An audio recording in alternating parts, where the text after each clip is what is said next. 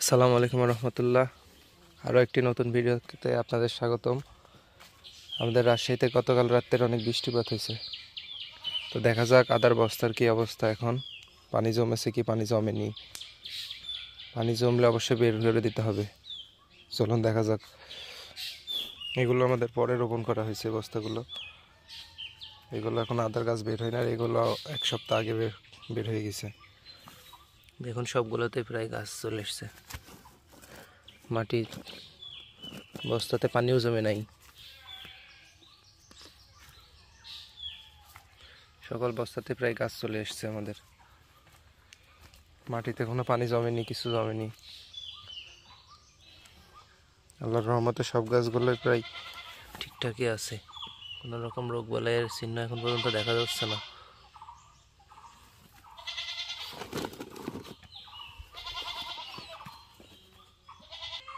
আমাদের এই বস্তাগুলোতে অনেক বড় বড় গাছ হয়ে গেছে, আপনারা দেখলে বুঝতে পারবেন।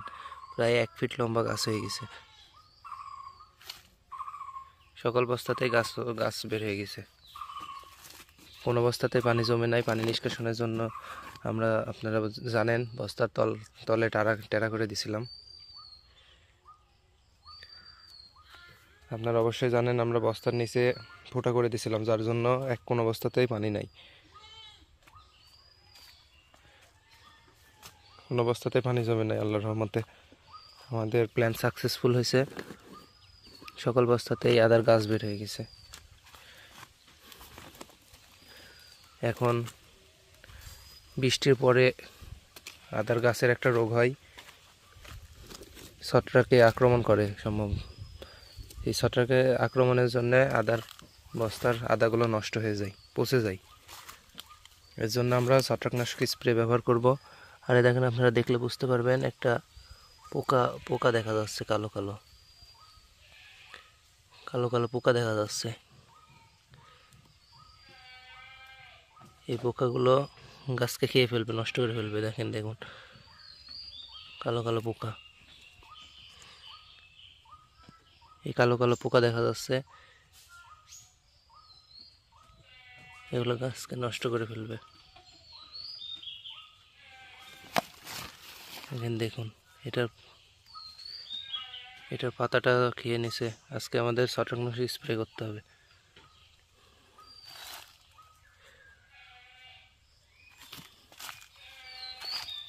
বৃষ্টির পরেই ছত্রাকনাশক স্প্রে করা খুবই জরুরি, নয়তো আদাগুলো নষ্ট হয়ে যাবে।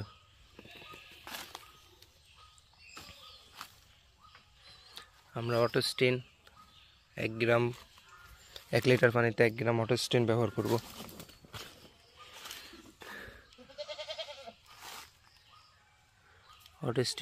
আমরা অটোস্টিন বা প্রোভেক্স, আপনি যে কোনো একটা ব্যবহার করতে পারেন, কিন্তু অটোস্টিনের রেজাল্টটা বেশি ভালো। দেখুন সবগুলো গাছ কত বড় বড় হয়ে গেছে।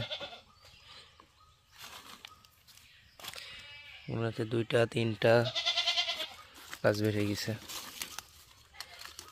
আলহামদুলিল্লাহ।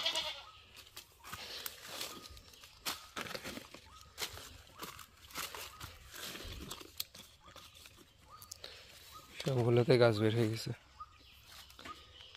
তো আমরা এখন ছত্রাকনাশক স্প্রেটা ব্যবহার করব,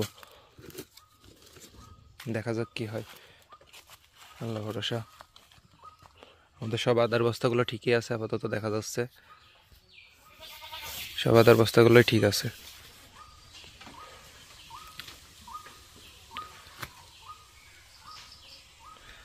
তো আমরা এখন ছত্রাকনাশক স্প্রে ব্যবহার করব।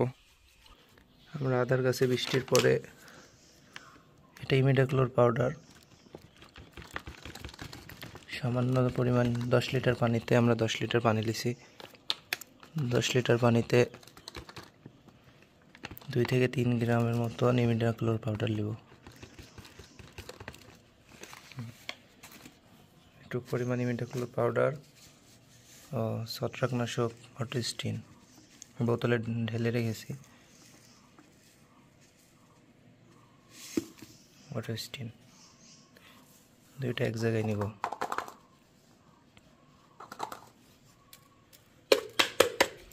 অবশ্যই আমরা আগে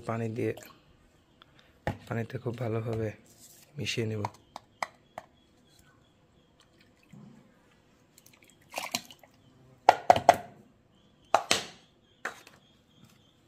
পানিতে মিশিয়ে নেব এবার।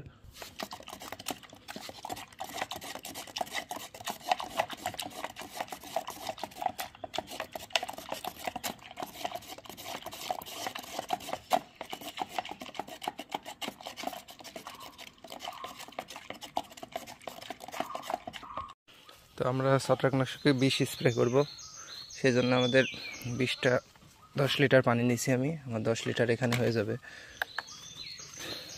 10 লিটার পানিতে এই বিষগুলো মিশিয়ে নেব, খুব ভালোভাবে যেন মিশে, সেদিকে আপনারা খেয়াল রাখবেন। এখানে ছত্রাকনাশক ও ইমিডাক্লোর পাউডার আছে, আপনারা খুব সুন্দরভাবে মিশিয়ে নেবেন। আপনারা খুব সুন্দরভাবে মিশিয়ে নেবেন যেন খুব ভালোভাবে মিশে এই বিষগুলো।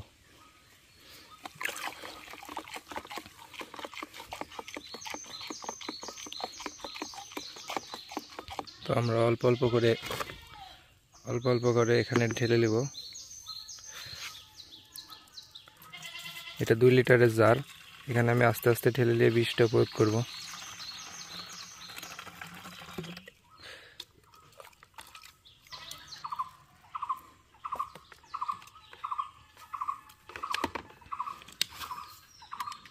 আমরা বিষটা দেওয়ার জন্য বিষটা খুব সুন্দরভাবে প্রয়োগ করবে এবার গাছে, আপনারা দেখবেন।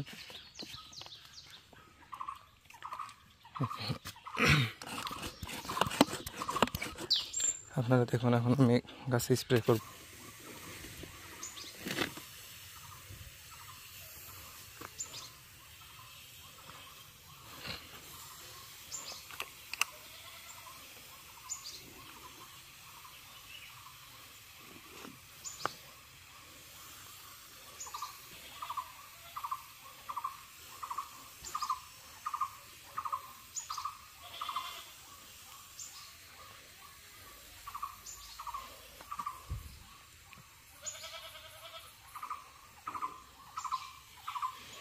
দেখুন সব পোকাগুলো কেমন উড়ে যাচ্ছে দেওয়ার সাথে সাথে, আপনারা খেয়াল করলে বুঝতে পারবেন। এই ছত্রাকনাশক স্প্রে এবং ইমিডাক্লোর পাউডার একসাথে স্প্রে করছি আমরা এখন।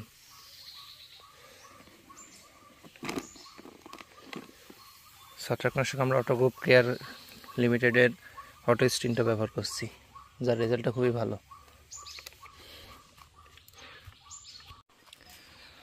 তো আলহামদুলিল্লাহ, আমাদের বৃষ্টির পরের কার্যক্রম শেষ হলো। আমরা বিষ প্রয়োগ করলাম প্রত্যেকটি গাছেই। দেখুন পাতা থেকে সব পোকা নাই, পাতা পোকা চলে গেছে। সকল গাছে বিষ প্রয়োগ করা শেষ আল্লাহর রহমতে। তো বৃষ্টির পরে অবশ্যই আপনারা ছত্রাকনাশক অবশ্যই প্রয়োগ করবেন।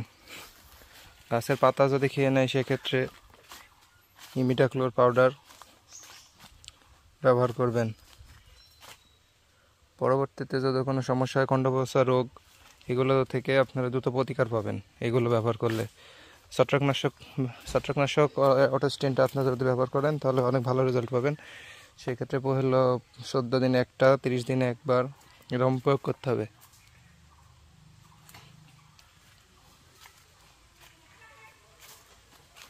তো আজকে আমাদের ভিডিও এখানে শেষ করছি। সবাই ভালো থাকবেন, সুস্থ থাকবেন। কোনো কিছু প্রয়োজন জানার জন্য কমেন্ট করবেন এবং ভালো লেগে থাকলে সাবস্ক্রাইব করবেন। অবশ্যই লাইক দিয়ে পাশে থাকবেন। আসসালামু আলাইকুম রহমতুল্লাহ। আল্লাহ হাফিজ।